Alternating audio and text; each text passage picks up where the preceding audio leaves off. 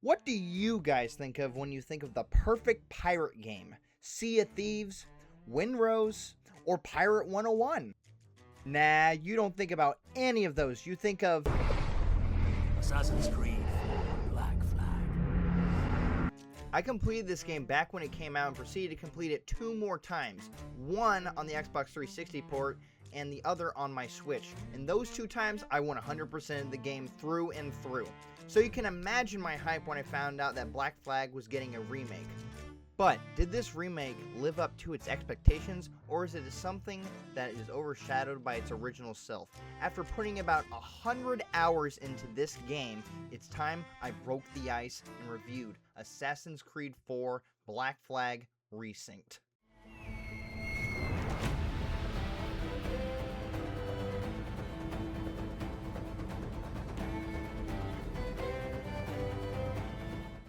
When I bought this game, I was expecting great graphics and engaging combat, much like the original, and you will definitely get that in this game. The graphics are stunning, but I do miss the eyeliner on a lot of the characters and the darker lighting choices.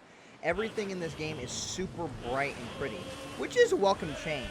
But one big change can be noticed within the first few seconds of booting this game up.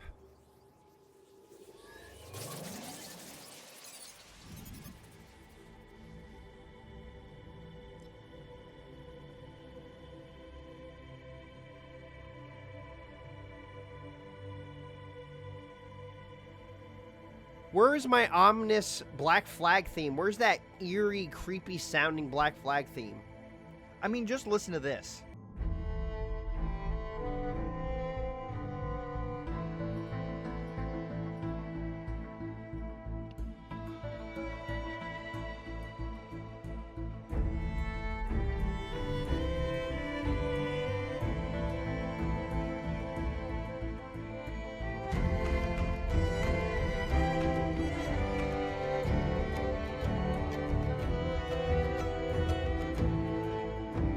Another big difference is the difficulty slider, where you can customize your experience to your heart's content.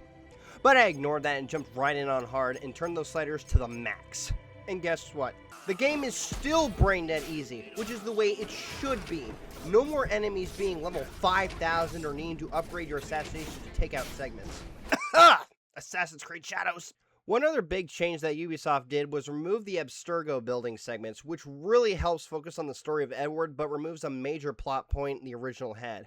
But as someone who was annoyed with them, it was a welcome change in my opinion. The combat is the bread and butter of a good Assassin's Creed game, so seeing health bars on the enemies made me a little bit worried. But I'm happy to report that in this game, the combat is awesome. And you get a hood toggle! You are a little more restricted in terms of what you can do, but not as restrictive as, say, Shadows or Valhalla. Rope darts are now infinite, but the selection pad on what you want is gone. No more bare knuckle boxing, no more hidden blades, and sadly, you can no longer pick up enemy weapons.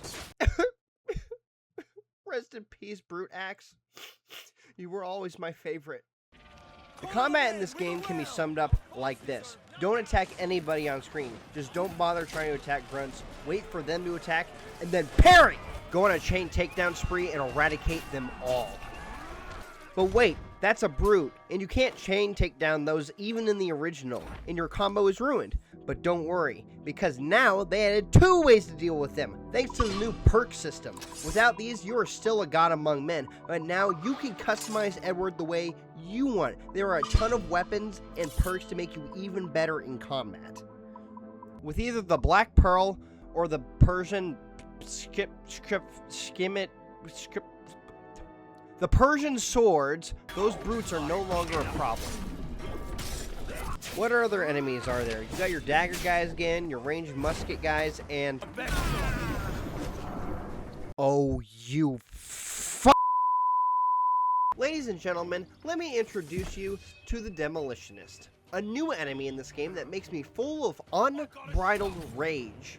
These guys are basically brutes, but ranged. And man, are they annoying to deal with early game, all the way to mid game. They hang back like cowards when you're in the middle of a massacre and decide to fire off their chunky blunderbuss that not only does insane damage, but also sets you on fire. And what's worse, they don't count as brutes, so you can't kill them with chain takedowns. I have two solutions: flintlock or use the...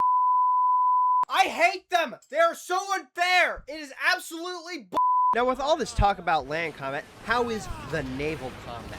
One of the biggest praises of the original was its naval combat. There was some challenge early game, but when you found every single upgrade, you were basically the Flying Dutchman, an unstoppable ship that no one could defeat. Here, the naval combat is way harder. You are nowhere near as overpowered as you were. The ships are a lot more spongy, and you have to think ahead of time a lot more often. Then, board the ship, kill everyone on board, and take their stuff. If your ship has enough health, I highly recommend getting the captain's lockbox because you get a huge bonus if you do so.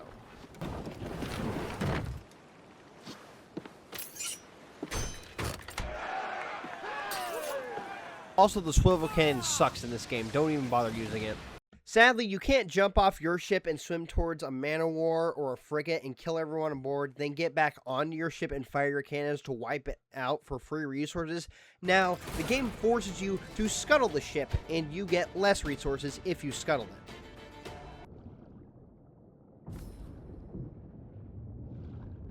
Round shot is still incredibly reliable, but now there is the brand new heated shot and double shot for your bow chasers.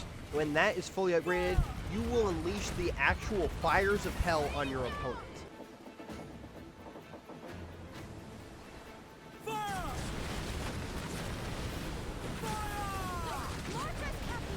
Heavy shots still wreck ships, and along with returning mechanics, you also get 3 new characters that will add upgrades to your ships.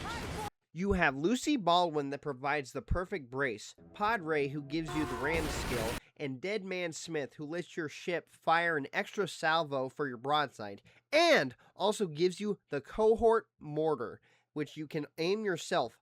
Think of it as self-guiding missiles.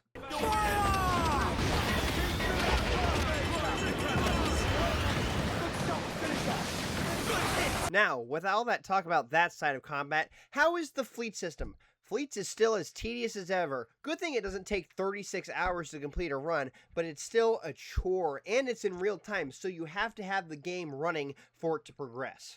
Legendary ship missions are way harder than they need to be. The easiest one by far is the La Dama Negra. She's just a slow sponge on the water and easier to deal with than... the twins.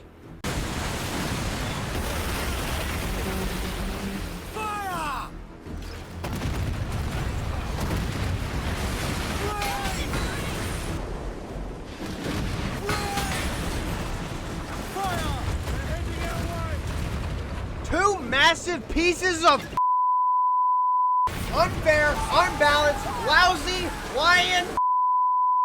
Sorry about that. Anyway, we have our shanties. Everybody loves shanties, right? What better way to get pumped up for battle with some new ones and some old classics that you can now pick? Classics such as Spanish Ladies,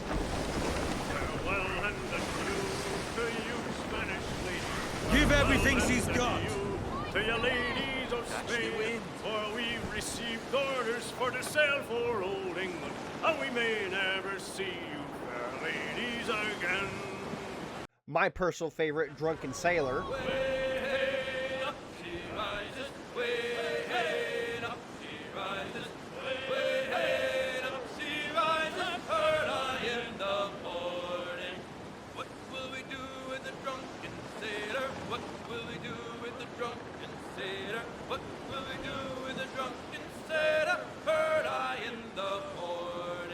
and finally, the one you all came here for. I thought I heard the old man say, "Leave her, John, leave her. Shot to pull. Bring getting vicious, Edward. Leave her. Leave her, Johnny, leave her. Oh, leave her, Johnny, leave her.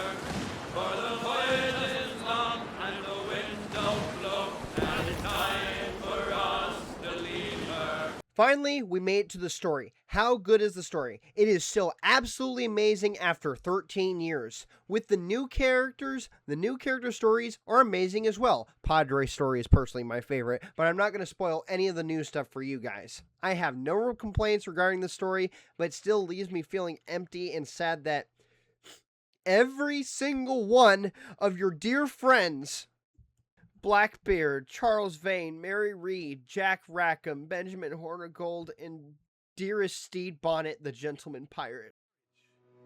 To live free.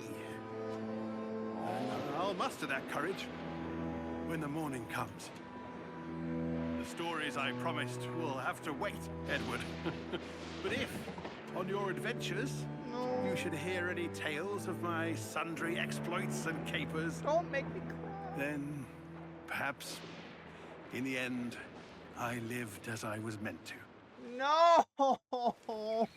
We kept the watch fires burning for the day he'd sail again. Really?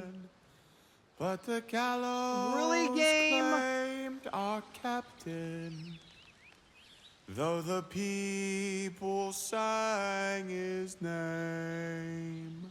The Major. I hate this game. Congrats, Ubisoft. You made me cry even after 13 years. Congrats. Thank you.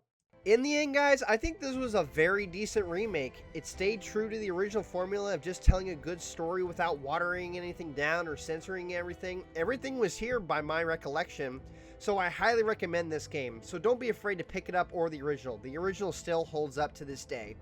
If you guys enjoyed the video, please consider subscribing and giving me a follow on Twitch. It really helps the algorithm and inspires me to make more content. If you guys have any ideas on what I should cover next, please leave a comment down below.